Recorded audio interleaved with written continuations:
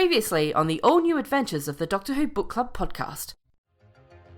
We're going to be taking a little break from the Doctor cycle. Yes, we are. We are indeed. How long will that break be? We don't even know. No, we don't know quite yet at the moment. But it's your turn, so... Yeah. So I thought that we would go into a corner of the Doctor Who universe that we've not been to. A corner of Doctor Who universe that you're not particularly familiar with, I don't think. Okay. So, yeah, we are going to be reading one of the class books. We're going to be reading The Stonehouse by A.K. Benedict. Okay. So, A.K. Benedict, I think she's got some film deals sorted out. So she's quite a coup, I think, for having written a class book. When I mentioned her name to Lauren was like, oh, I think I've heard of her. And now our story continues.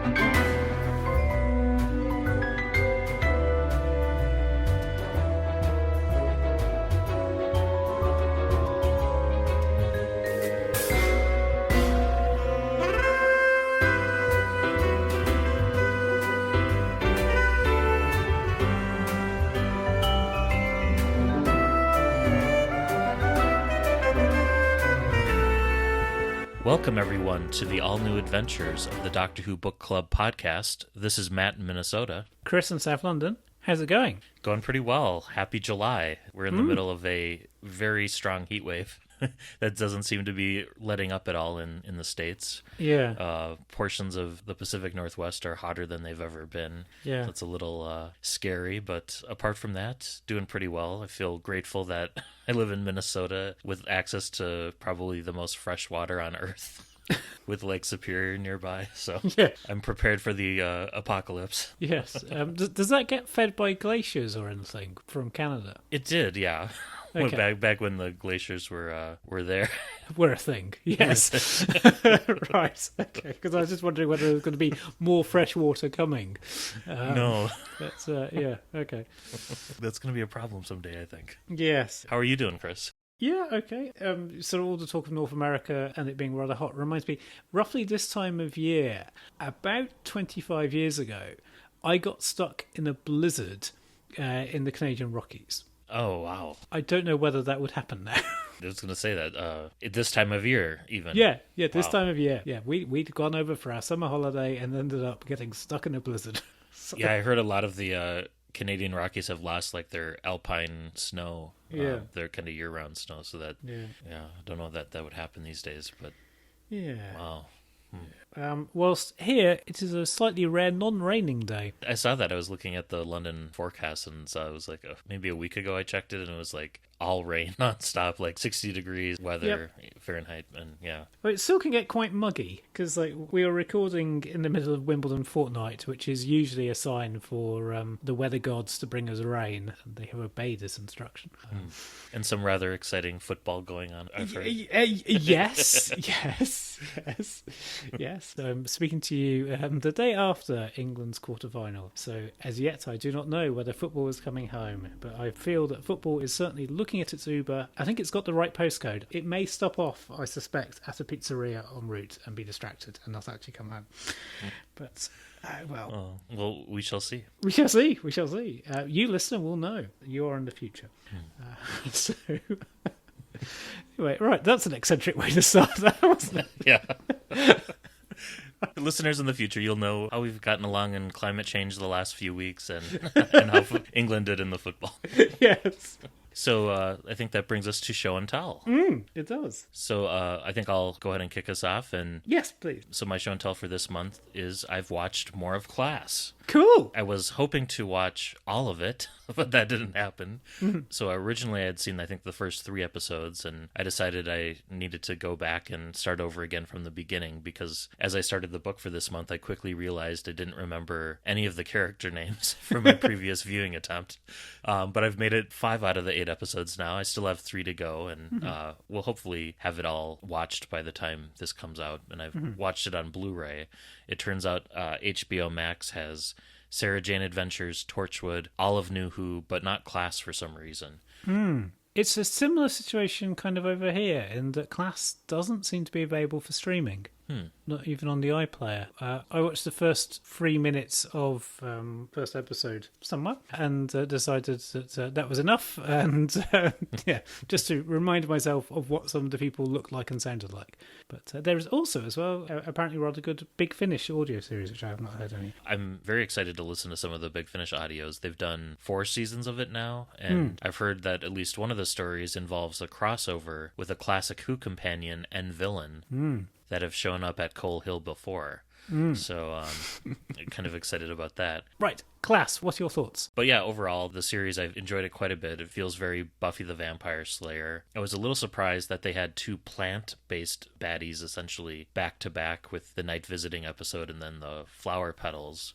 And it would have been nice, I think, to see more characters from New Who that were students at the time cross over, like Courtney Woods and some of the other students they featured. But yeah, that was been really my only criticism of it. One of the things I did over the pandemic was get way into Coronation Street, including going back and watching much of the 50th anniversary season that Phil Collinson produced.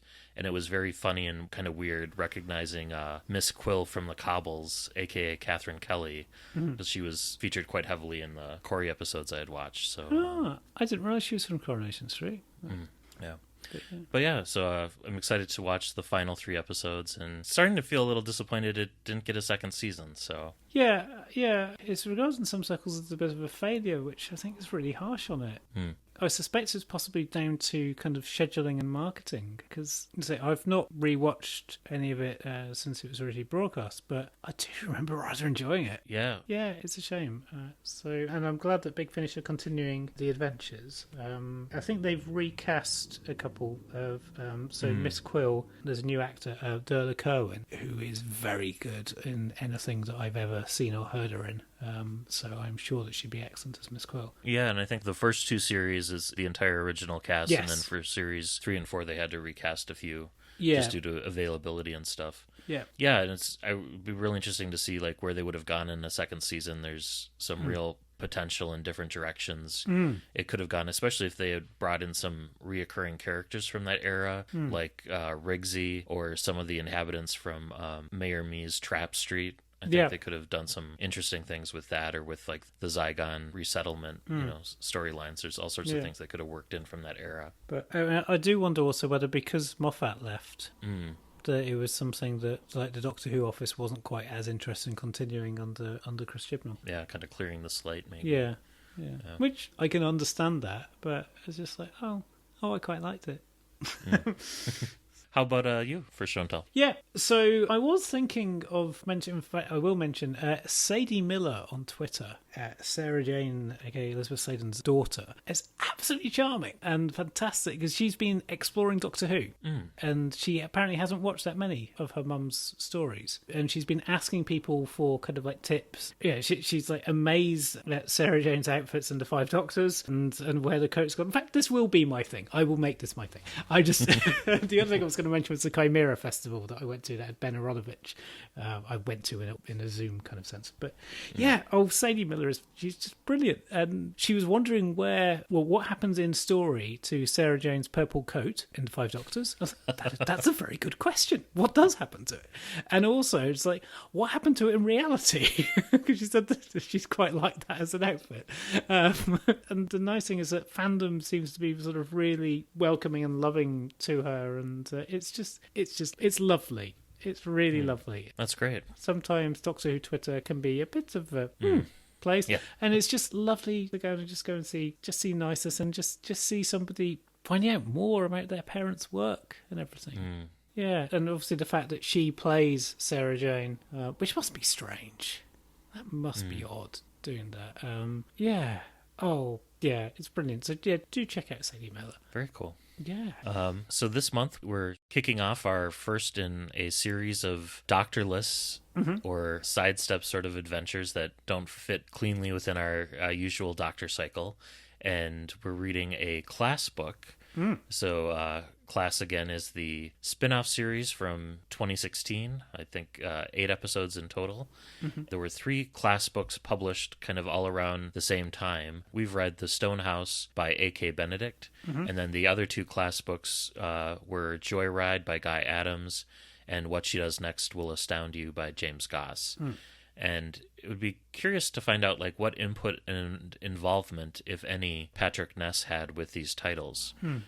Patrick Ness created Class, and he's the author of several novels and short story collections. He's best known for his books for young adults, including The Rest of Us Just Live Here and the Chaos Walking trilogy, and A Monster Calls, which was released as a movie where Patrick Ness did the screenplay, which starred Liam Neeson and Sigourney Weaver.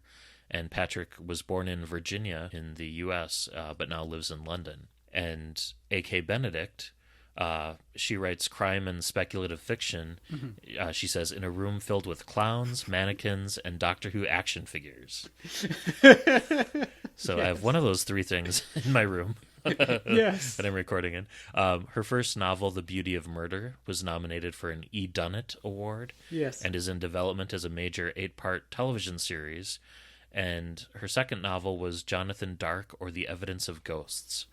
And she's also written Torchwood audios for Big Finish, and her short stories have been featured in several anthologies, including Great British Horror and The Best British Short Stories. And she lives in St. Leonards-on-the-Sea in England. Yep, Hastings.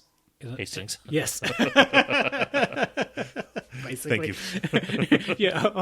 Yeah, it's kind of right next door. So, yeah, Hastings is the place that you'll have heard of. With her dog, Dame Margaret Rutherford, who she also dedicates the book to. And also, as we said last time, she's a member of a musical group of horror and crime novelists called the Slice Girls. Which I think is on hiatus at the moment due to, pandemiciness. But if the Slice Girls ever revives, I shall let you know, because we know a member. Anyway. Very cool. And this book consists of 50 titled chapters and was published in October of 2016. Yeah. I think one of the things that threw me off from Class originally were all the riffs, like we have depicted on the front cover here. They're so visually similar to the crack in Amy's wall that I kind of wondered at the time if they were related, and they're not. And it didn't really help that the crack kept turning up as late as Time of the Doctor, but it turns out that these riffs around Coal Hill School, now called Coal Hill Academy, have more in common with the rift in Cardiff and Torchwood than they do with the cracks in Amy's wall. Yeah, I mean, it's the hellmouth, isn't it, to use Buffy terminology? It's how... Which they used in the show itself, I think. Yes. Yeah. They called it that, which was kind of meta. Yeah. Do we want to talk about the characters in Class, in case listeners might be unfamiliar with some of them? Yeah, so Class focuses on a group of mostly 17 years old Coal Hill Academy classmates and their teacher. So the teacher is Miss Quill, and Miss Quill is a kind of a humanoid alien, last of a species, and she's there under the disguise of being a physics teacher. And she's also the guardian of Charlie Smith. Charlie is the last of his species, a different species, is also humanoid, and he would have been king. However, Miss Quill's people attacked and killed pretty much everybody. So the Doctor has placed both Charlie and Miss Quill in Shoreditch for their safety. And I think he gave them the last name of Smith, I think, from memory. So living with them is Charlie's boyfriend, Mateusz Andrzejewski, because he'd been chucked out by his family. And I think he's a Polish immigrant, right? Yes, he is. Yeah. And also in the class is Tanya Adeola, and she's been promoted 3 years due to her academic brilliance. So she's actually 14, whilst the rest of the students are 17. And I was promoted 1 year at school, and that was hard.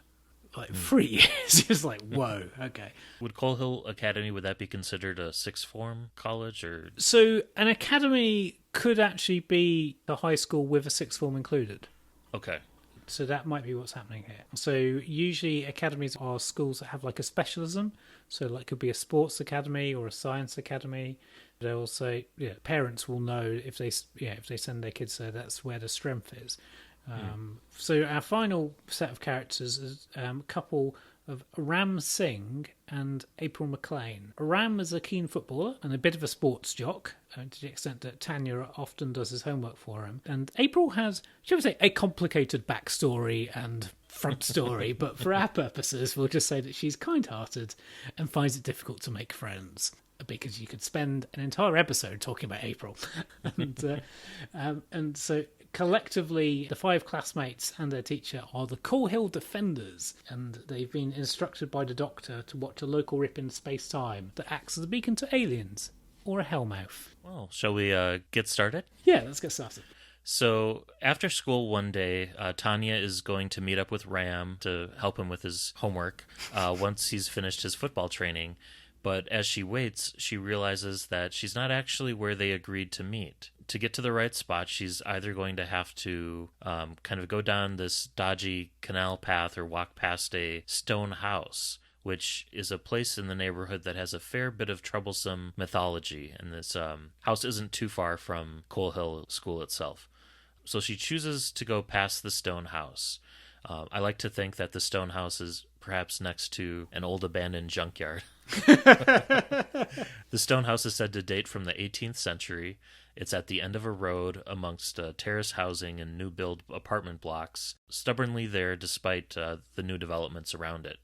And the house is 3 stories high with peeling purple and gray paint. And crucially, it has a reputation as being a place where kids go missing. And Tanya had been inside the house once herself and felt the temperature start cooling down rather quickly, so she had run out and never returned. And walking past it now, she sees a sold sign, and she glances back at the house, and in one of the upper windows she sees a girl screaming silently, looking out the window, which is rather frightening. Yeah, it's a good start, isn't it? Yeah. And one thing we should maybe mention, too, is right off the bat, I noticed, and something I don't think we've ever encountered in a Doctor Who novel we've read before. So there's bits, that have first-person narration, but then for the majority of the story, it's told in third-person present tense.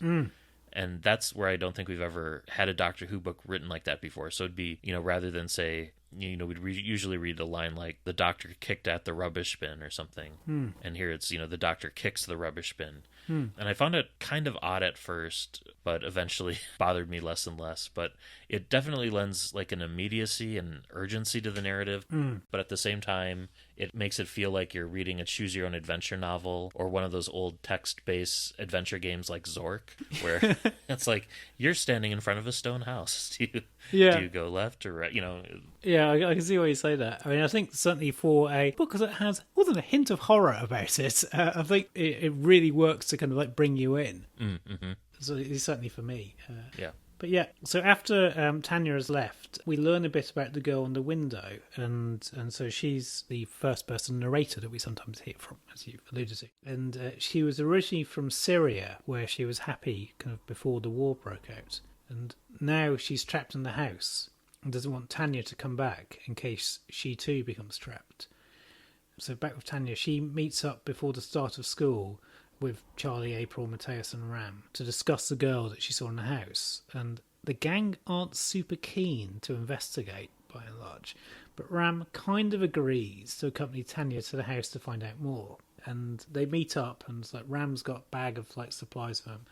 And as they walk to the house, Ram tells Tanya about when he'd been encouraged by some mates to visit the stone house. And basically, he knocked on the door, and it opened by itself. And Ram felt that he was being called in by something. And he sort of goes on to say to Tanya that as he entered the seemingly abandoned house, he could hear scratching on the floorboards. And so he ran. And back in the present day, Ram and Tanya are now outside the house, and they've reached the overgrown garden in the front of it. Tanya goes up to the door and takes the door knocker and knocks. Nothing happens.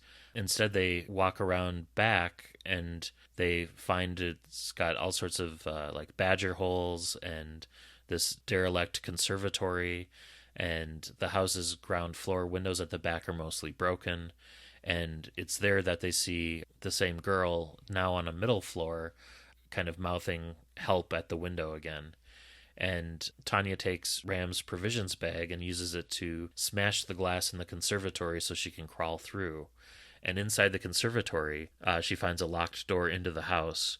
She tries to barge it down, and on the fourth attempt, the door starts to crack, and a sudden cold wind blasts in from the house, accompanied by a scream. Tanya then races out of the conservatory, and she and Ram run out of the garden, somewhat freaked out by what's going on.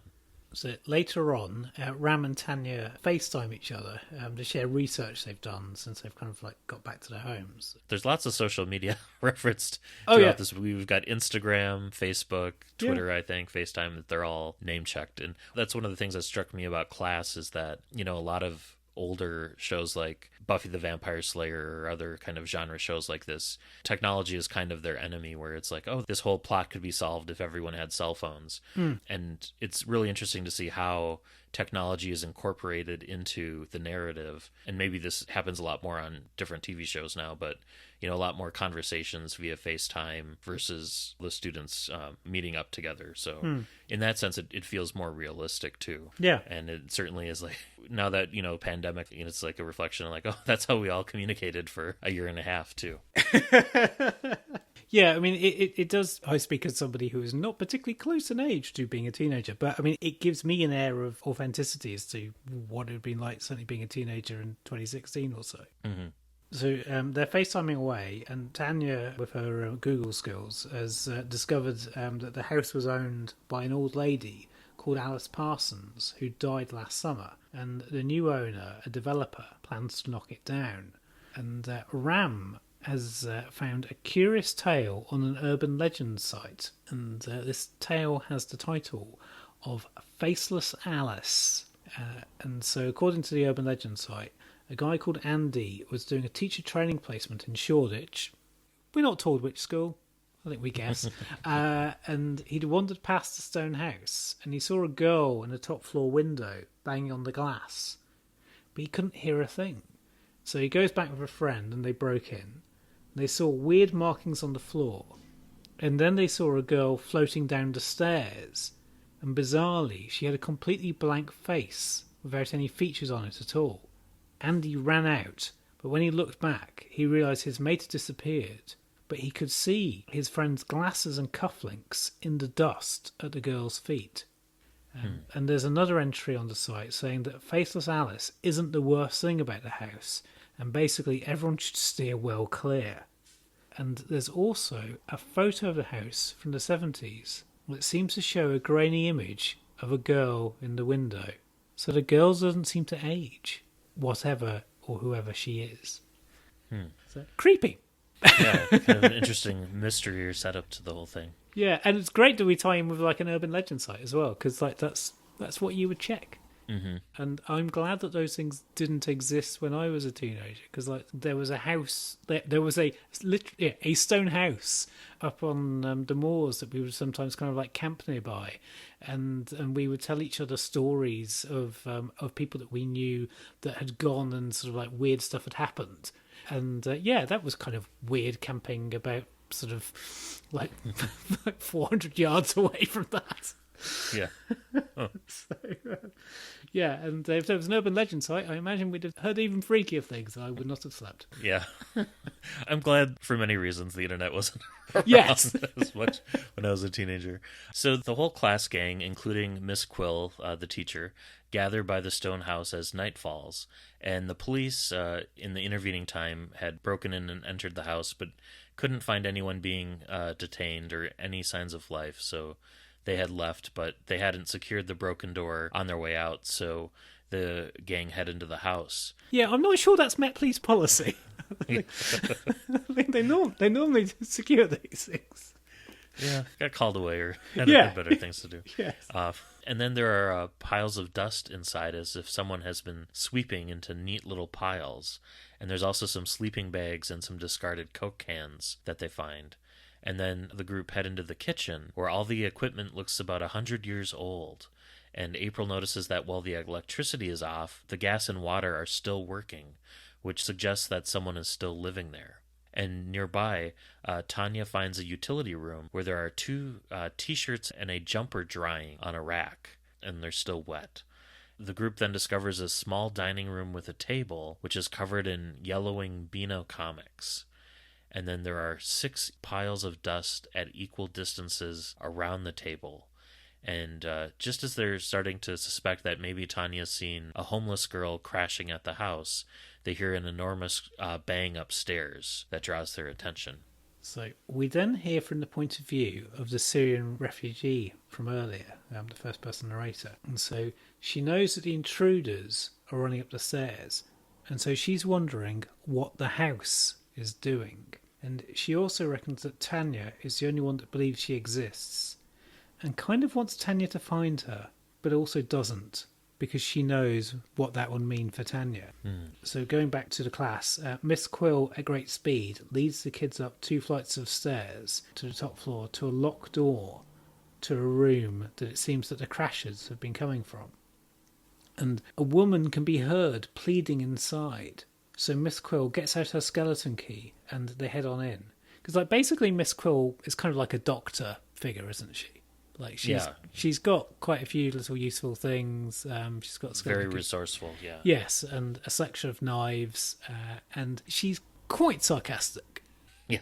So she is a little bit kind of like a Capaldi-esque, or a Missy version of the Doctor. Yeah, I would say so. And also as well, because Miss Quill, she's very much against her will, looking after Charlie and all of that.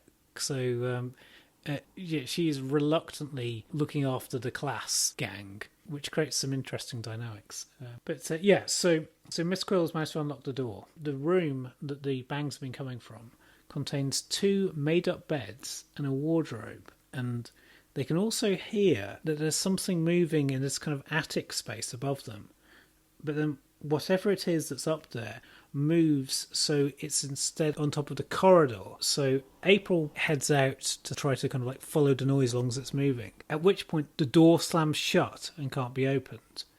And Miss Quill is trying frantically with her skeleton key, and it's not working because something on the corridor side is preventing the key from actually turning. And April says that it's not anything that she's doing, and she then screams, and then there's a thud and a dragging sound. And then as the rest of the group try to figure out their next steps, the door bursts open and they run onto the landing to see April lying very still at the top of the staircase. And then a wind starts up in the room, and Ram is able to confirm that April's breathing. And as they call for an ambulance, they notice that the door to the back of the bedroom is firmly shut again, and they hear howling and can see flashes of light under the door, like a storm or a tempest is trapped in the bedroom. And then the storm bursts out through the door, and the gang try to run down the stairs ahead of it. And at the bottom of the stairs, on the middle floor, there's a figure of a girl without a face, and then suddenly a mouth starts to form, baby teeth falling out, and the mouth emits a harsh scream. Yeah, it's freaky, isn't it? So this figure of a girl walks to Ram, who then runs down the next flight of stairs, which, I think that's what I would do. And Tanya and Charlie are chasing after him. And when Tanya reaches the ground floor, she hears Miss Quill warn her, and so she turns around. And Tanya sees her mum in front of her, crying and blaming Tanya for her father walking out on them. And her mum starts to walk to the stairs and then vanishes. And Charlie tries to reassure Tanya that it probably never happened. So that means that Charlie's seen whatever this was. But the thing is, Tanya had definitely kind of thought that it happened, so she's not too sure. And outside, they can hear the ambulance arriving. But the gang are hearing all these different voices, all playing on their own anxieties. And Miss Quill yells at her class to get out. And Tanya, though, wants to retrieve her bag from the kitchen and runs in to find that something has written on the counter 2 words in alphabet soup. And these two words are leave now. Hmm. The Syrian girl that we've been checking in on is reflecting that the house didn't want Tanya to find her, but it's got other plans. Though the girl has learnt one key thing now. She now knows Tanya's name. Yeah. And they all leave the house. Yeah. And Miss Quill reflects on how the stone house was showing her memories that she literally keeps under lock and key. So memories from before with her family, her alien family. She was exiled to Earth. And at school the next day, the group muses on recent events, and Tanya has seen the workmen at the stone house, and also an ad for a skeptical night watcher being placed in the local paper, someone to be like a night guardsman for the house. And then Miss Quill had noticed that Ram was updating the Urban Legends website with updates from their excursion, and he wrote an entry for their first visit about the girl having a blank face, though on that occasion neither Tanya nor Ram had noticed a blank face. So he's therefore exaggerating the legend, and the legend is in turn kind of feeding off the update that he made. So to fight this misinformation, Miss Quill said that they had to take on the source. Yeah. So if only you could do that with fake news. So whilst Charlie and Matthias are busy elsewhere, Miss Quill and the rest of the team head to the Elephant and Castle area of London to find the man behind the website, the memorably named Mr. Alan F. Turnpike. Elephant and Castle is not that far away from where I am. It's just south of the river, and they had a huge fire last week. So if you took the underground, how long would it take to go from Shoreditch to Elephant and Castle? You'd have to change, I think. But yeah, it'd probably be like half an hour. Yeah. Interesting. Yeah, half an hour or so, I would think. Elephant and Castle is one of these things where some people think that the area is named after a pub, but also it's thought to be a corruption of Spanish, of the infant with the child. So the Infanta, or something like that. My Spanish isn't quite good enough, does it? But it's thought to possibly be a corruption of that. And so it might be a reference to Catherine of Aragon. Interesting. So, yeah. Anyway, right. That doesn't help us anything with this. So they're trying to find Alan Turnpike, and Miss Quill bamboozles her way into his flat through force of personality. Very Doctor style, I would have thought. Or Missy, I think, probably even more accurately, as you say. And Turnpike is very nervous and starts babbling about solicitors. And it emerges that the property developer that's purchased a stone house is suing him for publishing stories affecting the value of the property. Also, it turns out that Turnpike went to Coal Hill School probably around like 30 years ago and has been to the stone house. And one very hot day, he'd felt a sudden urge to walk down an unusual route, just like Tanya had. And then he saw a girl in a window, but couldn't quite see her face. And he then guesses that Tanya has seen her, because he can sense it in her eyes. So. Yeah. And Turnpike reveals that he would sometimes enter the house, and at one time he was disturbed by the old woman who lived there. She ranted at him about how the house was scared. And I wonder, too, if Turnpike maybe attended... Oh, never mind. I was thinking maybe he attended during Remembrance of the Daleks, but then I was like, it was transmitted in the late 80s. Yes. It took place in the early 60s. So I thought the same thing. Yeah, I went through that same process. But I'm sure he'd heard about the teachers that went missing in the 60s and stuff like that. Yeah. Yeah, and that time that all the school windows burst. But yeah, so when Turnpike visited the house, it was occupied by an elderly woman who had kind of yelled at him from the street about how the house was very scared. And he went back again in the dead of night and broke into the house, heard her snoring, and then he crept into the bedroom and saw by her bedside was faceless Alice. And when he saw her flat face, similar, I guess, to the faces in, what was the Wire episode? The Idiot's Lantern, maybe? That sort of kind of smooth face. He ran out of there as fast as he could. And Turnpike is sad because the legal threats mean that he'll probably have to shut down his paranormal website, and then he'll never find out who or what the faceless girl is.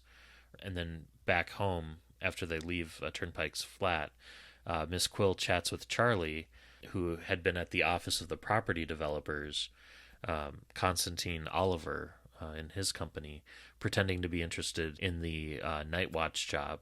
And then Mr. Oliver, the property developer, came to speak to Charlie and warned him that previous guards had told stories of scary creatures crawling out of the walls after midnight, and sometimes these creatures were made of bones.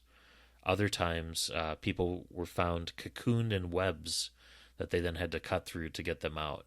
Although all these scary tales didn't put Charlie off at all, so Mr. Oliver offered him the job, and in fact, he starts tomorrow, so he's been kind of got a job undercover, yeah. Fast-tracked. Yes. To be the night watchman. Yeah. And that night, Tanya has a nightmare, like stuck in a dream, unable to wake up. She dreams that she's in the stone house, but with ivy strangling her. And she tries to kind of like analyse herself awake, and I go, no, look, this has to be a dream. And like, I don't know about you, but I do that. Like, there are times where I just kind of go, look, no, this is clearly a dream. It's okay. Because like I sometimes rewind my dreams, and like, you can't do that if that's reality. So it's okay. We're all right. So Tanya, in her dream state, she hears footsteps and then a girl's voice trying to reassure her. And the girl says that she's Tanya's friend, Amira. Later, Tanya Googles and finds that there are 2 missing girls called Amira, but she isn't sure which of these the faceless girl is, if she's either of them.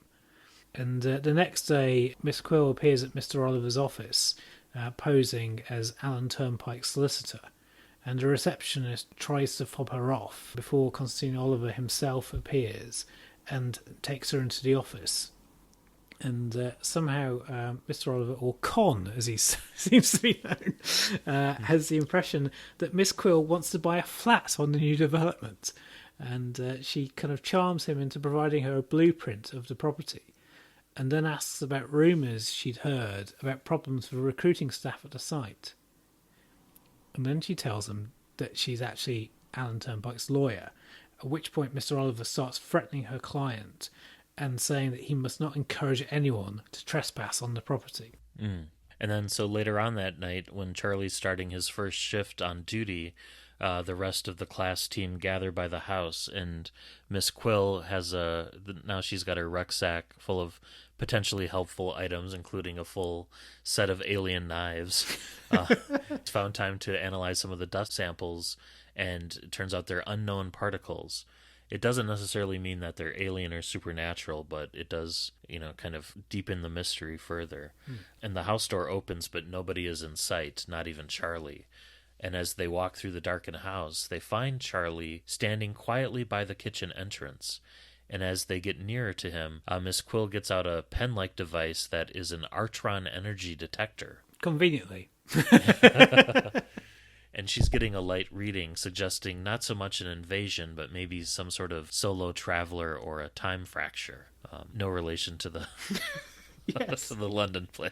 Yes. I know someone who's going to be going to that next month. So, I'm looking forward to updates on how it is and how COVID secure it is. I've heard, too, that it, in terms of temperature-wise, can get rather stuffy, so... Maybe wait until September, yeah. Yeah, pick a cooler time to attend. And then suddenly something triggers... So in addition to her Artron energy detector, Miss Quill also has some electromagnetic field detectors, and those start going off as well. And then April notices something's wrong with Charlie. He looks like a statue, and then he starts to try to strangle Mateus, his boyfriend. And the group tries to overpower him. Miss Quill, somewhat reluctantly, since she's, for reasons, is kind of under his control. Yes. Doesn't much care for Charlie. And then Charlie and Mateus are fighting in the dark while the EMF detectors start really going off and become like almost this scream. And then a hand reaches out of the dark and touches Charlie's face, at which point his entire body cracks and crumbles to dust. And just as Mateus is starting to process what has happened, a figure steps out of the dark, and the group realizes that this figure is Charlie. And Miss Quill could tell that the previous Charlie was fake because her head didn't explode when she tried to attack him. And she has like this parasite in her brain that prevents her from doing harm to Charlie. Yes. And forces him to be her carer. Yeah, Miss Quill's a complex character, isn't she? So it's around about this time that Ram is it Ram who says that He starts talking about Ghostbusters and sort of says that he wants to be Kate McKinnon. Oh no, it was Mateus, isn't it? He wants to be Kate McKinnon because she's got great hair. And I go, oh great, Kate McKinnon is part of the Doctor Who universe. I love Kate McKinnon from SNL and Ghostbusters. She would make a fine Doctor Who cameo type thing, but I suspect that she's kind of busy. Yeah. But, That would be great, though. yes, she'd be fantastic. But yeah, so whilst the classmates are reacting with relief, Miss Quill encourages the class to do kind of like further like meter readings. And speaking of readings, I think it's around about here where we have the first of our readings, isn't it? It is, yeah. So this is our first of 2 short dramatic readings, and this is a brief excerpt from the audiobook, which the audiobook actually features 2 different narrators, so we'll be hearing from both of them. So this portion is narrated by Lucy Rayner, no relation to Jacqueline Rayner that I'm aware of. And you can find the Stone House audiobook on audio CD. It's also available for digital purchase on iTunes and other platforms, or streaming via Audible. So let's have a listen. Now, you have a meter reading to do. If you locate areas of fluctuation, then that would be a start. Go off with Charlie and Mateus. Try to be civil. My group is going to try to find the basement. Basement? Tanya says. I thought there were only 3 floors. Didn't I say? Miss Quill says, rummaging again in her rucksack and pulling out a blueprint and a map. This was the other reason I was late. I obtained a blueprint for the new development, and then thought that a map of the house would be useful. I found the layout of the house from when the conservatory was put on. She thrusts it at April. April studies it. There's a door down to the basement in the kitchen, she says. We missed it before. And you want us to, Tanya says, turning to Miss Quill. Go somewhere other than the basement. That way, if we meet our deaths down there in a horrifying, yet no doubt noble fashion, you will live to tell the world, Miss Quill says. You think something's down there, don't you? Ram says. What else have you been keeping back, Miss Quill? Tanya asks. And why? Tanya, Miss Quill says. Knowing more than anyone else is one of your defining features. It'll be good to challenge that, won't it? So there you get a taste of the third-person present tense narration that I'd mentioned earlier. Yeah, it's gripping stuff, isn't it? So Miss Quill is going to be heading down to the basement, as you've just been hearing. So Charlie, Mateus and Tanya are heading up to the top floor, where the doors now look normal, and there's no signs of any of the storm damage. And Tanya enters the bedroom where they'd been kind of trapped in earlier, and sees that everything's been tidied away, and there's a freshly made bed. But that bed has a dip in it, as if someone is sitting on it. And she passes her hand in the airspace over the dip, and she feels invisible threads touching her. And whilst she's experiencing all this creepiness, the lads force open a hatch in the ceiling, and Tanya volunteers to climb up into the attic. And as she does, she's talking to Charlie and Mateus quite a lot, and that is so that she can disguise the noise that she can hear of a girl sobbing. So, yeah. I think the tension is ratcheting up nicely, isn't it? Yeah. Yeah. So then they've split up. So you've got the 3 in the attic and 3 in the basement now. So you've got Ram, April, and Miss Quill in the cellar where the Artron energies are off the chart. And they find one area of the basement is covered with cobwebs so thick that no light can penetrate through them. And Miss Quill starts to cut at the webs with one of her finest knives. And first there's resistance and then a scream followed by some scuttling. And hands start to appear in the webbing, accompanied by voices of childhood friends of hers, friends who had died in the wars off-planet. And then the web consumes her whole. And meanwhile, up in the attic, there are no floorboards, just kind of struts that Tanya's having to make great strides in between, and there's some boxes resting on some cardboard, so she gently squats down next to them to leaf through some of the documents. and she can't really read them, and so she yells down to Charlie and Mateus, who are supposed to be, underneath the opening to the attic, that she needs to throw some boxes down of papers that they can look through. She doesn't hear any response from them. The boys have disappeared, and the stepladder she had used to climb up into the attic has been removed. So she's starting to wonder if maybe time is somehow moving differently, and maybe she's in the future or in the past, or maybe the dust Charlie was the real Charlie, and the fake one had just killed Mateus. Her mind's kind of going in 100 different directions. And then she yells for help from anyone in the house that can hear her, and a girl replies. And this girl is Amira, the Syrian refugee from earlier.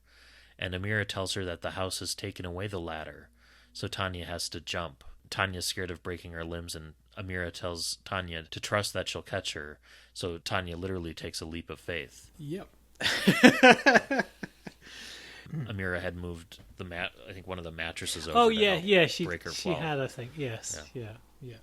So Miss Quill finds herself in total darkness, and she's got a sense that she's upside down in a spider's web, and she hears April ask how she is, and it turns out that April and Ram can see her, but she can't see them, and suddenly there's a tear, and like a veil of webbing comes off, and as they cut her fully out, April and Ram tell her that they saw that hand that had grabbed Miss Quill and had pulled her into the web.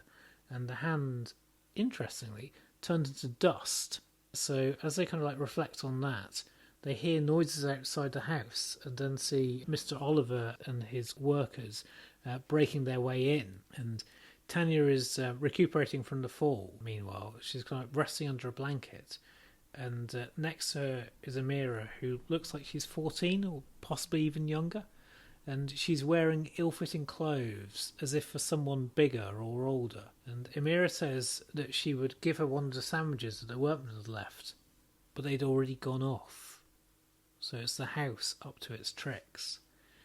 And Tanya asks about Charlie and Mateus, and Amira says that the house had gathered them to itself, which... that's an interesting turn of phrase, isn't it? And Tanya is kind of asking where the house has put them, just as suddenly the door in the room shuts and locks itself. And Amira says that the house wants to keep Tanya, and so kept she will stay. So yes. it's creepy. It's creepy. The creepiness factor keeps going up. Yes.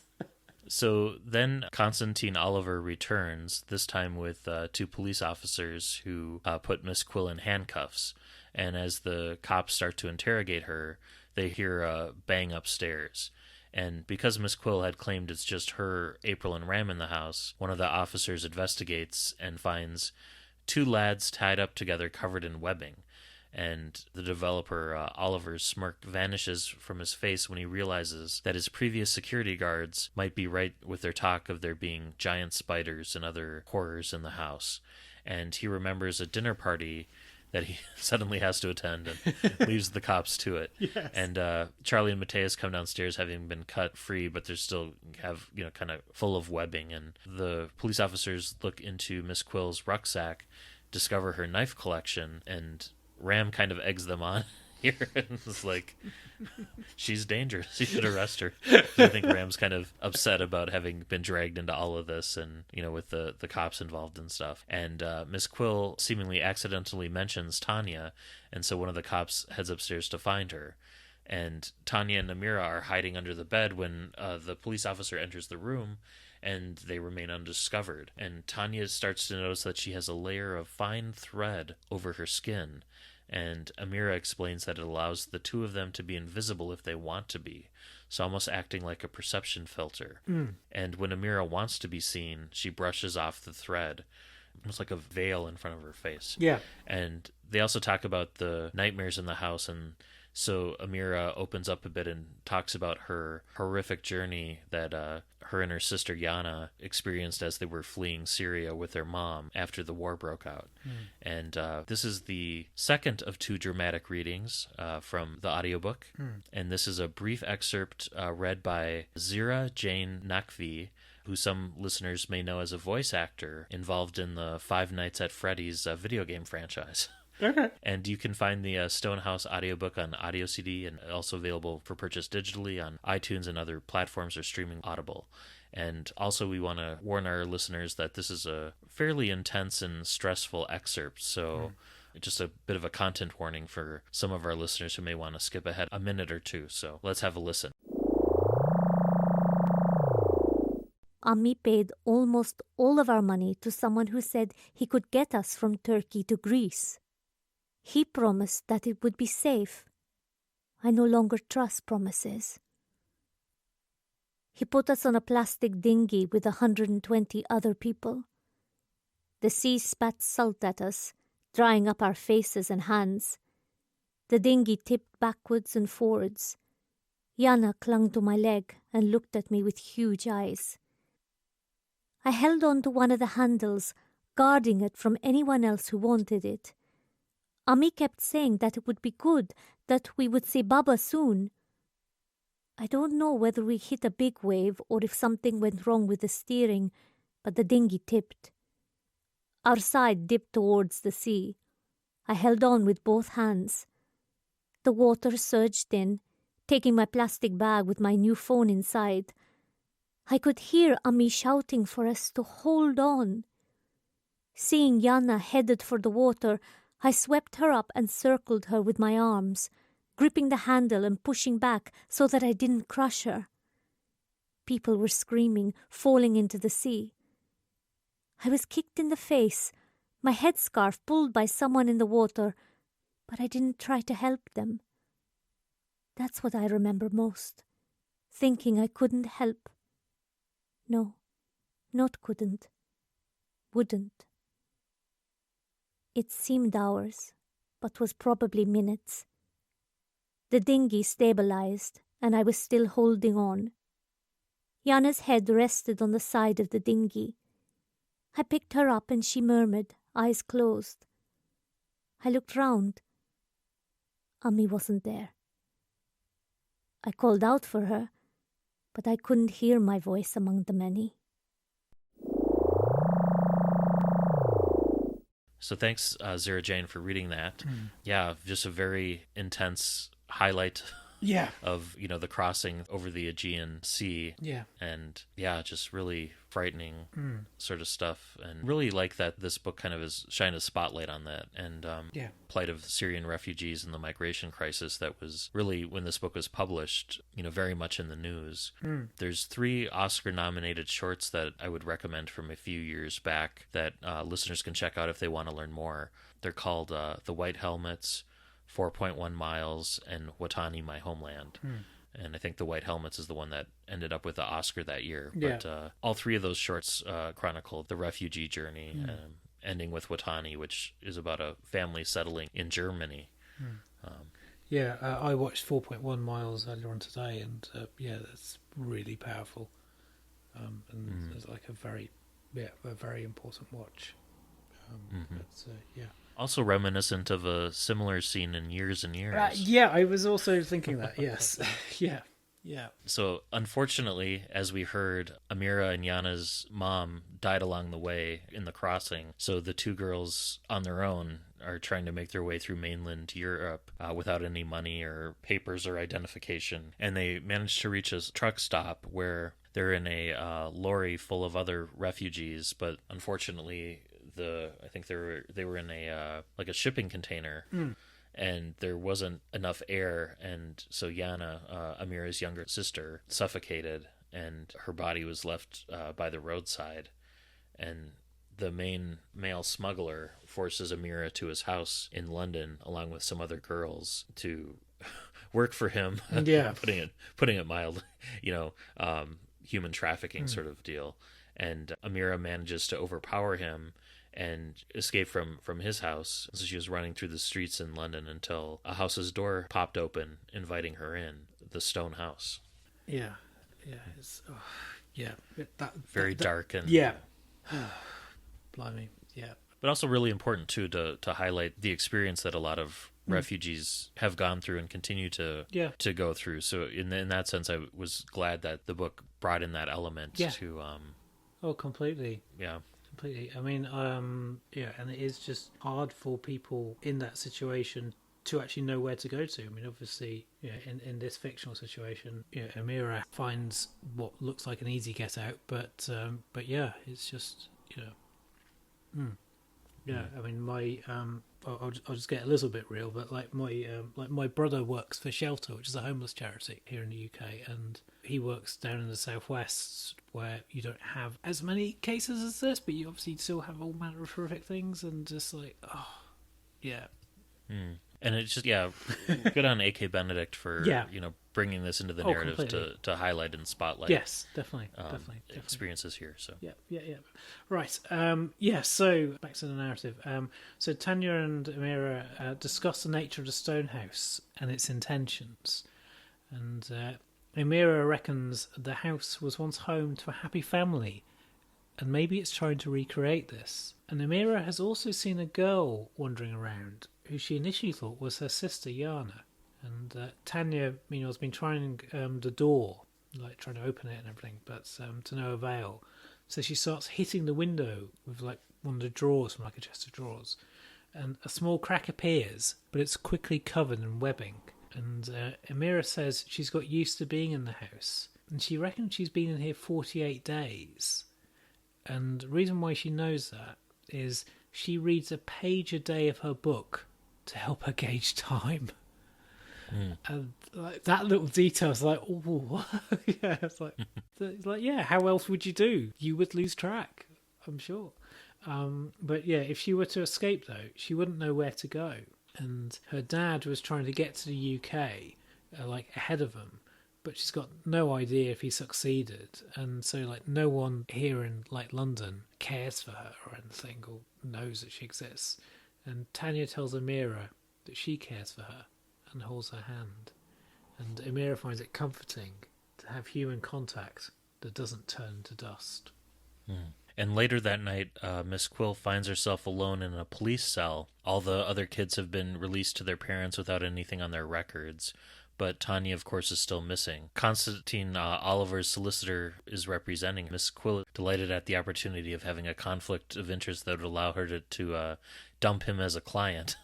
And after a bit of legal shenanigans, Miss Quill is released on bail with the condition that she have no contact with Mr. Oliver or interfere with the demolition of the house. And as she's handed back her possessions, apart from the knives, she's told someone is waiting for her outside. Alan Turnpike, the Urban Legends website man. And it turns out April summoned him and briefed him on what had happened. And I think he had put up the money for her bail as well. Yes, yeah. Yeah, there must be some money going in the Urban Legend website. Because I don't think we get much indication as to what else he does, do we? No. Yeah. And as he's driving her in his Mini, she checks her voicemails and finds an interesting message from a lab in Brompton, the kind of message where details are just alluded to. So Alan's a bit reluctant, so Miss Quill fills him in on the whole backstory of what's going on with class and everything, with the understanding that she'll just destroy him if he breathes a word of it to anyone. So they go to the lab, and in person she confirms her suspicions. So they head to the one place that Miss Quill's not supposed to go, the stone house, and she tells him to drive fast as Tanya is in real trouble. So in the stone house, Tanya and Amira are asleep, still locked in the bedroom, and then the door starts to creak open.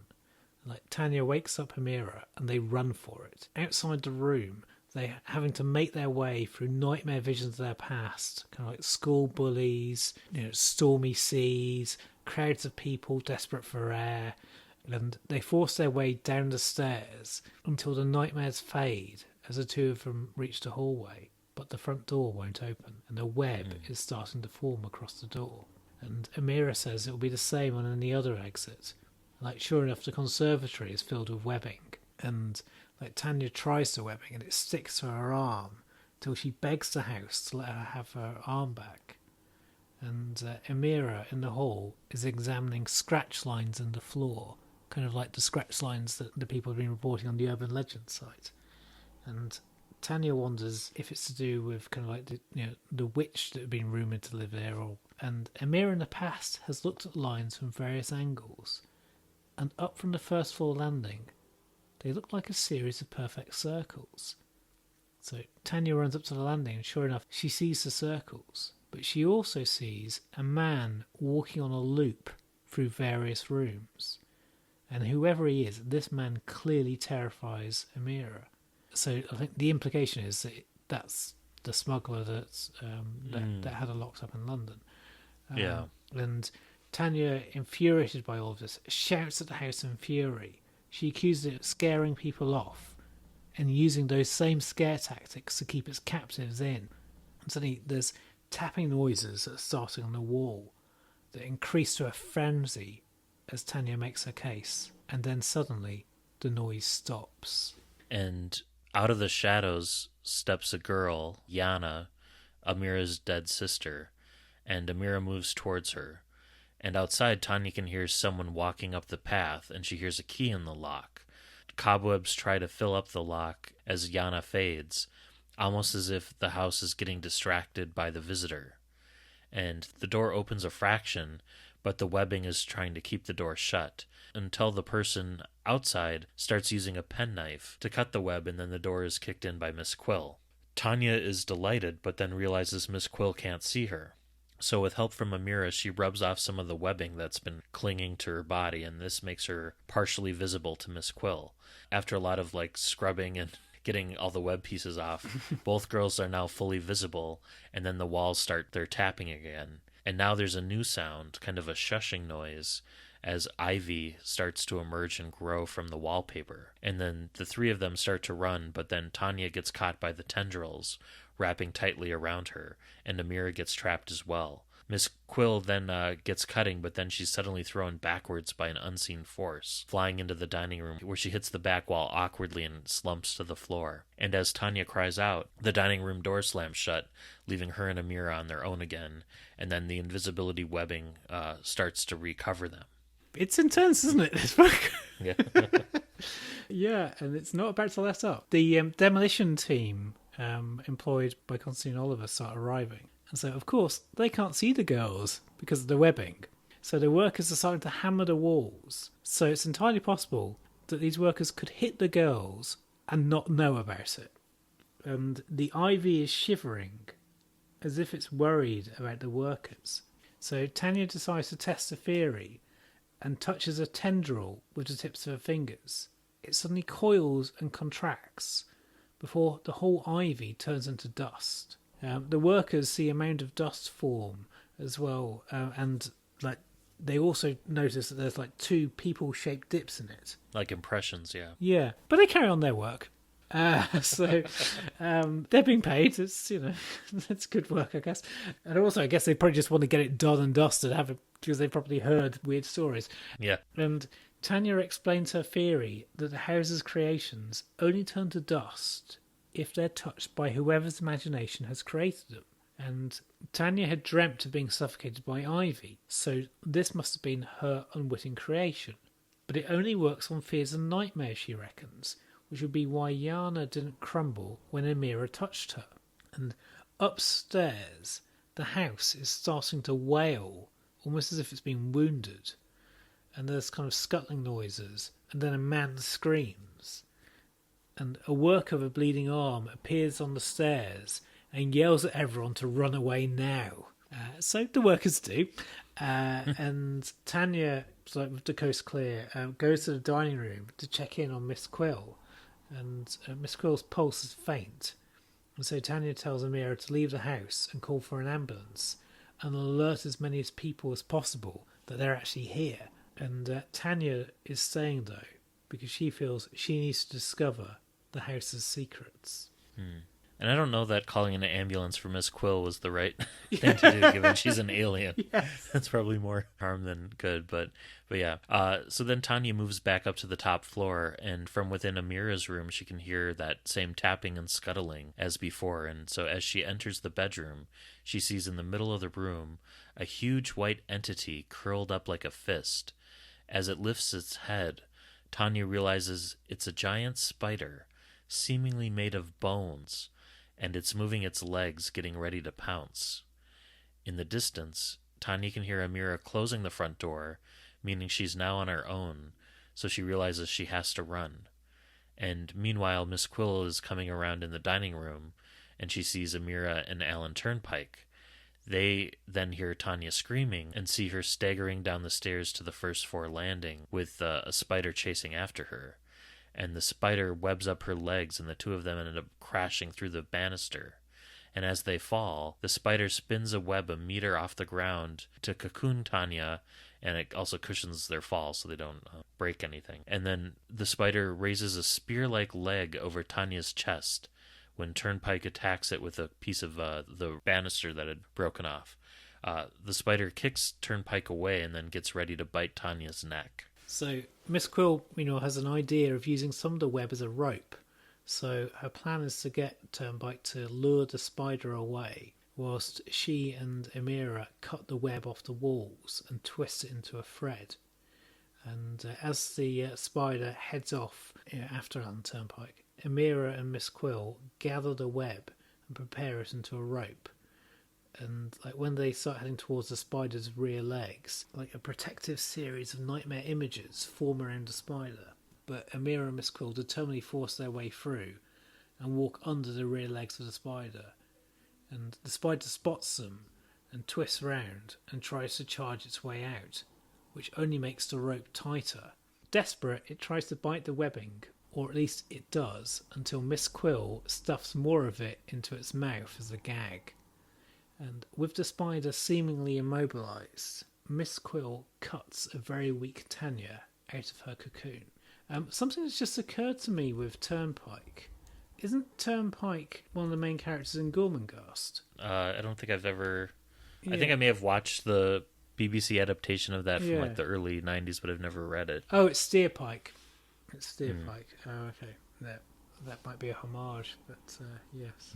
And in terms of the spider itself, I was picturing something like Rachna-sized, maybe a little smaller. If this was like a New Adventures novel, I'd be assuming that it was as from Planet of the spiders. Yeah. But yeah. So, the spider's trying to conjure up the image of another spider, but it stays as a faint ghost, seemingly because the original spider can't move with all of its limbs secured by the webbing rope that they had put together. Tanya then runs over and cuts the original spider free, much to Miss Quill saying, "Don't do that." Yes. The image of the... Fair enough. Okay. Yeah, I'm not sure it's what I would just... I don't think I'd be super keen on Tanya doing that. Yeah.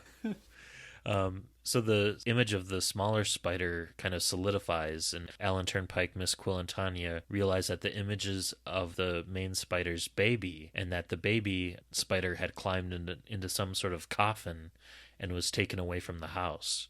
And it might be that all these nightmares are retaliation or like a defense mechanism. And Tanya steps forward and lets the spider rest its front legs on her shoulder, much to Miss Quill's horror. And Tanya's new theory is that the spider isn't trying to hurt them. After all, it spun a web to protect her when the two of them fell through the banister. Maybe the spider is comforted by the images of the baby spider and is trying to comfort everyone else with their visions. Maybe not being able to understand the difference between a nightmare versus a pleasant dream. Yes. Yeah. And Miss Quill is thinking through this, and Alan has an announcement. He's just seen the wrecking ball arrive outside. Because you see the image of the baby going into an image of a coffin. It's like, what is going on? So Tanya wants to help rescue the baby spider, though Miss Quill is prepared to leave the baby spider to its fate, given that they really don't know what these spiders are all about. And they argue back and forth until Tanya points out the dangers of a nightmare-causing spider wandering around London. It's a fair point. So with Miss Quill's very reluctant consent, Tanya frees the spider, the parent one, which bows to her. And as you were saying, they suspect that the spider can't really tell the difference between good dreams and nightmares. If the baby spider's coffin image is literal, then maybe it's where Alice, the house's previous owner, is buried. And so one way to find out where she's buried is by looking at the documents in the attic. And upstairs, with Tanya's help, Turnpike finds Alice's funeral instructions in the attic document stockpile. Alice had wanted an open casket funeral in the house with no mourners, so seems like a bit of an interesting thing to start off with anyway. And then she wanted to be placed in the family vault in Kensal Green Cemetery, but with the tomb left open, in case she was being buried prematurely, because that had been one of her fears. And also, Alice had asked the executors of her will to contact her daughter Catherine, who she'd had arranged to be adopted at an early age. So Catherine knows nothing at all of her mother. Tanya and Turnpike head off to find the baby spider, whilst Amira and Miss Quill stay to look after the house's spider. So, yeah, the revelations are coming fast and thick. Yeah. And so as Alan Turnpike drives them, Tanya reads Alice's letters to her daughter, letters that were never sent, but Alice had kept. And the letters show that Alice had been keeping comics for her daughter, so that explains the pile of Beanos earlier, and had also been making different cakes for her. And in the letter she talks about the bone spider and how it had saved her from falling. So it sounds like it is more benevolent. And we also learn that Alice had asked the spider where she was from, and the spider had responded by drawing a planetary system, which explains the circles on the ground floor, which is in fact a star map. And Tanya realizes that the spiders must have fallen through the rift. And Alice, in one of her final letters, talks about leaving the house in her will to the spider and its baby for a year. And I'm not sure why she settled on a year time frame. Maybe she thought that was enough time for the spider to finish up its business. And then give the house to a refugee charity. And in any event, the house should not belong to Constantine Oliver. So when they reach the cemetery, Tanya and Turnpike enter Alice's family tomb. And there's various coffins on shelves, but in the centre is a table containing Alice's coffin. And the lid is ajar. Tanya kind of looks inside and she sees a decaying corpse, in some detail, but no bone spider. And there's dust in the tomb, but maybe that's regular dust? And Tanya starts to sing a lullaby because they're dealing with a baby. And they hear a faint tapping from underneath the lower shelf. And eventually a spider very tentatively steps out. And Tanya draws an image in the dust of the parent bone spider. And so the baby makes its own creation, an image of Miss Quill. Back at the house, Miss Quill has learnt about what Alice wanted in the will and is confronting Constantine Oliver in the hallway. And she's also found out from someone at Oliver's office that he and Alice's solicitor worked together to deliberately lose the will. And as they're arguing, the bone spider jumps from on high and lands in front of Oliver, and lots of little spiders start covering him. And so clearly he has arachnophobia. And he drops to the floor and begs for it to stop.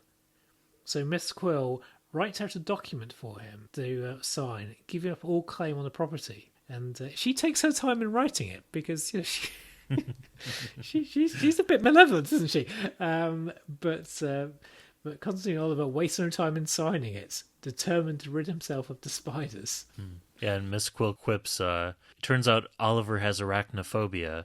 Even monsters have nightmares. Which is a nice line.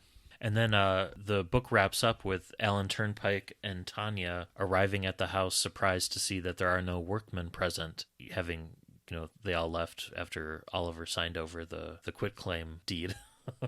And the rest of the class gang are here as Miss Quill explains what had happened. And the mother bone spider is sitting in the lounge and starts making itself invisible again until Turnpike opens a shoebox containing the baby spider. So they're reunited, and the mother spider is delighted and starts making images of the coffin, which clearly disturbs the baby. And sensing her baby's disapproval, she starts making images of purple skies and caves full of webs, so from their home planet. And in the next few days, Amira helps the police arrest her smuggler with a promise that it'll help her case. And she's also reunited with her father, who the police managed to track down in London as well. And then Mr. Turnpike agrees to look after the spiders in the house as a caretaker, while the plans are sorted for turning the house into a refugee shelter. And Miss Quill also makes a reference to, there might be someone she can call to drop the spiders off at their home planet. Yes. kind of mysteriously. And Tanya asks Miss Quill how she was lured to the house in the first place. And Miss Quill says that the spider was using dandelion seeds as homing beacons, which was she was hoping would help get her baby home. And in a roundabout way, it worked. Yep. So yeah, there's a kind of a thread throughout where dandelions were mentioned, like in the weeds in the garden and stuff. Yeah. And, I hadn't quite picked up on it, I must say. I also like the implication that that dandelions are regarded as a standard issue homing beacon kind of thing. mm-hmm. So, yeah. So that's the Stonehouse. What do you make of it? It was an interesting story. I'm not a huge horror fan, but as I was going through it and as we were kind of doing the recap, my appreciation for it, I think, ticked up slightly, just because, noticing like how well structured it is in terms of how all the different things the house was doing, or the bone spider was doing in the house, kind of makes sense in retrospect. Once you figure out what everything going on is. So in that sense, it was really well constructed. But I guess for me, the present tense narration did bug me quite a bit. But I can definitely see why it would be used too, and it lends an immediacy and urgency to the narrative. But yeah, it just that took me out of it a little bit, especially when it would go back and forth, from first person, which was in past tense, to present tense. But I mean, I liked the spotlight on Syrian refugees. Yeah. I liked, it was a good horror story. So in that sense, I think it ticked all the boxes. What did you make of it? Yeah, I very much enjoyed it. I mean, though I do kind of think it ended rather neatly, kind of like with like Turnpike, sort of like, oh yeah, I'll look after the house, and kind of there's a few loose ends here that have been kind of very quickly tidied up. Yeah, and also just kind of like going through the synopsis, just think that there's a few plot holes as well. Kind of like the story on the urban legend site where that guy that breaks in and his friend has vanished and he sees the dust. But also maybe that was because that's not what the bone spider's doing. Right. The bone spider isn't turning people into dust. However, also it might have been somebody just exaggerating it because that's what people do on urban legend sites. Yeah.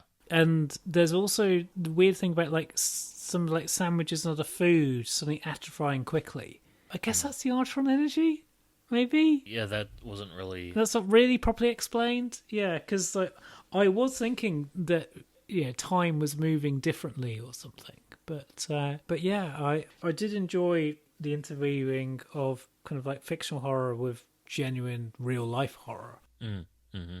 And there's also like a really interesting line that Alan Turnpike comes up with towards the end, where he says, "We carry our nightmares with us. The spider spins them outside of your body, but they're still there, walking behind you wherever you go." Yeah. Yeah, how people carry their trauma with them. Yeah. Yeah. There was another line too that I liked quite a bit, where it says, I forget who says this, but they say, it might have been Miss Quill, it says, "I like facts. Facts I can handle. If you don't have facts, then fiction can slip in." And that's just such a true statement. People really need a bedrock foundation of facts to build upon. And making sure you're building something solid and not out of sand. So I mean, there's lots of little gems of description and stuff like that throughout this book. So even though obviously we've talked through the plot, I think there are still some great things in here. Yeah, because I mean, I thought it's really well written. I mean, I can understand. I can understand how the present tense narration can throw people, but I thought it was really it's solidly structured for the most part, and also superly written, and it feels like modern kids, and it's just really solid. I mean, would it feel like a Class episode? Yeah, I could imagine it fitting in with Class. Yeah, I'd say, like on TV series. Yeah, for sure. It does feel like and it feels right sized too in terms of the plot, where it's not an end of the world type scenario. It's really, in a sense, it's a story of two different refugees, right? Amira and then this bone spider coming through the rift and trying to reunite with family. Yeah, in each sense, and and the villain is humanity. And what what we do to ourselves, both on a macro and a micro level. Yeah. So how would you score this one? I think I'm going to give it a higher grading than you are. So I'm giving this a 9. I Okay. really, really enjoyed this. Why do I not give it 10? I did kind of like I thought some of the characters seemed to take a little bit of a backseat on the characterization, like April and Matthias didn't really leap off the page, but also I think on the TV show, I think April is primarily down to the acting, and she tended to fade into the background a little bit in non-April centric episodes, and Matthias is just, I think, was often just there as Charlie's boyfriend, which is a very fine thing to have. They seem to be going off several points. They were definitely in the horror story. They were the couple who continually makes out and is off doing things and getting into trouble. And overall, this felt to me more like, I guess, mostly a Tanya story. I think if I had to pick which class character it featured the most. Not enough Ram for my liking. You can take that how you want. But yeah, I guess if I were going to score this one, I think I will give it a 7 out of 10. Okay. And I was going to originally score it a little bit lower, but the more I think about it, the story really has stuck with me over the past few days. And I think for me, it was, mainly the present tense narration. And I think maybe a missed opportunity to further develop the main characters in terms of their family life or school life, especially given the proximity of the plot, the house near the school. Yeah. Would have liked maybe a little bit more world building from the class perspective in general, but it was enjoyable. I didn't see any nearby milk bars in sight in the neighborhood. But the pump seemed to have gone out of business. Yeah. Looking at Big Finish's summaries of their class episodes, I think that at least 2 of them feature a kind of like a haunted house. So. Yeah. And the other thing I noticed too with the Big Finish ones is that they don't always feature all the characters in each story. So they do more like smaller stories with, like this one was more like a Tanya story. So I think in that sense it probably fits into Big Finish's approach for saving the ensemble full class ones for like the premieres of the finales. Yeah. There was a bit of world building going on with Miss Quill, but also some of that might be, it was just like me kind of going, oh yeah, that was... I mean, I think one thing that was quite good, I mean, we did the kind of like the summary of the characters right at the start, but I think you could, by and large, figure it out as you were going along. Yeah. I don't think you needed to have seen any at all of the show. Yeah, that's a good point. Yeah, it's a good jumping on point. But also, like, going back to what you're saying about, like, the family backgrounds and, like, the characters, and I guess they were probably also not wanting to do anything that could contradict anything that they might have done in a future second season. Maybe. I don't know. So, yeah. We see quite a bit of, like, Ram's background, and also, you don't want to go too much into April's background, because that is complicated. Right, yeah. And a lot of that's covered on the TV show. Yes. Yeah. So. Yeah, really glad I read it. And, good suggestion. And I feel like this is one that'll, especially the first person narration bits and how intense they were, is something that's going to stick with me. And like you said, it's a horror novel. Yeah, where the villain is the horror is humanity itself, which is very clever. Yeah. Yeah, and also, I mean, I think horror as a genre is one that I warm to more than you. So yeah, but give me a good quest narrative. Well, what we need is a horror quest, and then we'll both be happy. Yeah. A horror quest, 10 out of 10. You heard it here first. Well, shall we move on to listener feedback then? Yes, let's. Listen. So we have an email this month. Joe from Northern England writes, Hi guys. Simply put, I love this adventure. Doctor Who and the Cricket Men had me gripped from the get-go. The world building in this one novel was better than some entire seasons of the TV series. The story gave the Doctor and Roman an opportunity to shine. And the only problem that Joe had with the novel from last month was that he said during chapter 32 and the introduction of Margaret Thatcher as a character, which we should point out, she's not actually named in the novel, but very much inferred that it's Margaret Thatcher. Yes. And he says, maybe it's because I'm from a northern English mining town, or maybe I'm just letting my own political persuasions get in the way of enjoying a great Doctor Who adventure, but I find it very hard to imagine Margaret Thatcher as a hero helping save the Earth. And he says, I find it even less believable that she would take orders from anyone, including a Time Lord. Romana did boss her around quite a bit. And he says, I hope you will be pleased to learn that Thatcher didn't ruin the book for me, and I would still recommend it to any Whovian around. Yeah. And he says, all the best, Joe. Yeah. Thatcher did have a habit of popping up because she appears in at least one of the Bond movies. Because she appears right at the end of For Your Eyes Only. Yeah, well, you could pretend that it's Barbara Castle or Shirley Williams in Paul Cornell's 1970s timeline in which there is a female prime minister. Mm-hmm. So thank you very much, Joe, for the email. And if listeners want to email us, we can read out your emails. Just go ahead and email us at andwbcpodcast@gmail.com, and we'll read your feedback out on the show. Yeah. So on Facebook, we got a message from Holly asking us which book we were doing next. So I told her it's The Stonehouse. So I hope you've enjoyed it. Yeah. As always on social media, it tends to be Twitter where we have various interactions. So on Twitter, we've got a couple of comments related to the Cricket Men. Keith Say writes in to say it was an entertaining podcast as always, and thanks us. And then noted Splatoon streamer on Twitch, also Minnesota-based DJ Particle, liked our show, and she asked whether the Cricket Men was a Doctor Who Hitchhiker's crossover of sorts. So we filled her in on that, sort of. Recycling, maybe more than crossover. Yes, it's Douglas Adams reusing his ideas.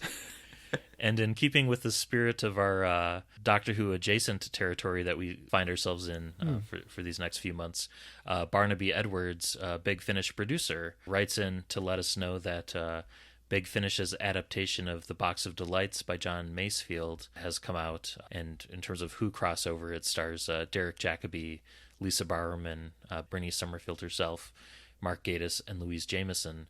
And if the title sells well enough, he'd also love to adapt the other book in the series, The Midnight Folk, at some point. So thanks, Barnaby, for your kind words and listening to our podcast. Box of Delights reminds me, because I think it's been recently revealed, because with Doctor Who Season 24 coming out on Blu-ray, because I think in the TV version of Box of Lights, there's like a fox costume. Yes. And a very, very similar fox that you can quite see on the Blu-ray is one of the experts that the Rani captures. Huh. So maybe a reuse of that costume. Yes. Or definitely, yeah. Huh. Yes, yeah. I don't think the BBC would have gone to the trouble of making two fox costumes. So next to Albert Einstein, you have a fox wandering around the TARDIS. Funny. Which is great. There's also as well a wonderful audio clip of the Rani sort of shouting, "Kill him," which sounds like she's shouting something else. Oh, I saw that, yes. Which I played to my other half, and she sort of said, "Oh, she's definitely shouting something else. She is not shouting 'kill him.'" Oh, sadly, I'll have to wait till late September to experience Season 24 on Blu-ray, given the release schedule is so far off. But the nice thing about that is the U.S. generally benefits from any errors or minor changes in content that get corrected. Yeah, it's almost like with the test UK release. It is the beta. Yeah. The tests first, but unfortunately, it will still contain Season 24. So, well, some people are reevaluating it. That's finding true. It's not as bad as they once thought. That's true. So, I'd say when I did my watching an episode of Doctor Who a day for the 50th anniversary all year, I found Season 24 quite a slog at that point. But also it might have been because I was watching that around about like September, October time. So apparently, the extended edit of Paradise Towers is quite good. Oh, okay, cool. I've been hearing so. Yeah, because I was disappointed by Paradise Towers because it was not as great as my 9-year-old self remembered it. But, anyway, right. Was there anything else Twittery? No, that was that was it. It was a well-timed digression by me. So I think that brings us to next month. It does. which we're continuing our journey through the Doctorless era, or continuing our journey through the sidesteps. And this was a very difficult decision for me. I narrowed it down to 4 different titles, which I literally have stacked in front of me here. And I really want to read and review all 4 of these, but have to pick one. Yes. So, and keep in mind, we haven't said how long we're going to be doing this we non-doctor cycle. So, who knows? Maybe I'll get to all 4 of them. I doubt it, but if not, I will pick the one I want to read the most, I guess. So, I'm going to pick, this one. Okay. Decision making on the fly. Excellent. Yeah. I could. No, I'm sticking with this one.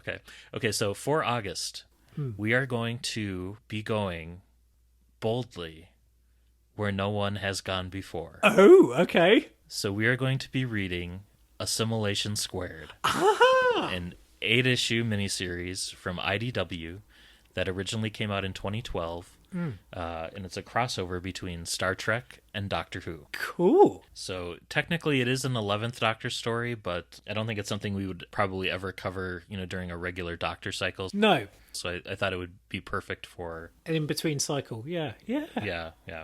Oh, So cool. yeah. I don't know. Have you read this one before? I've read at least 1 issue. Okay. So, yeah. Oh, I'm looking forward to it because I do remember enjoying it. Okay, cool. And it's written by Scott and David Tipton with Tony Lee, so the same creative team that brought us Prisoners of Time, which we've read a long time ago. Yep. And it features art by J.K. Woodward. So that'll be our selection for August. And it's been, I think, collected 3 or 4 times now in different multi-volume sets and been part of different batch offerings for bundles and stuff. So it should be fairly accessible. Yes. I think I might have it in a Humble Bundle. I might go and have a look. But yeah. Cool. Oh, brilliant. Well, yeah, so until next month, this has been Matt in Minnesota. Chris in South London. Happy reading and stay safe.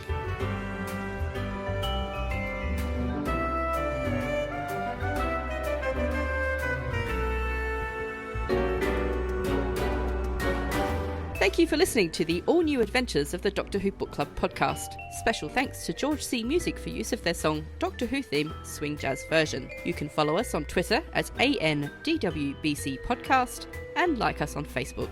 Help other listeners to find us by leaving a rating or review on Apple Podcasts or your podcatcher of choice. You can contact the show by emailing your thoughts to andwbcpodcast@gmail.com.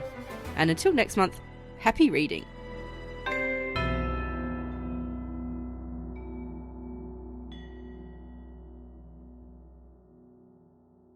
Might have accidentally heard me singing the Skype song.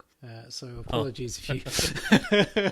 I was like, oh, it's gone quiet and you're still making noise, Chris. I have my 2nd vaccination on Tuesday. It's been brought forward. Excellent. So, yes. She passes her hand in the airspace over the dip. Sorry, I will do that again whilst to the fun of traffic. And desperate, it tries to bite the webbing. Or at least... Sorry, there was some screams off in the background you might have heard come through. So I'll just wait. The book's coming to life. The book is literally coming to life. Yes. Yes, South London scenes.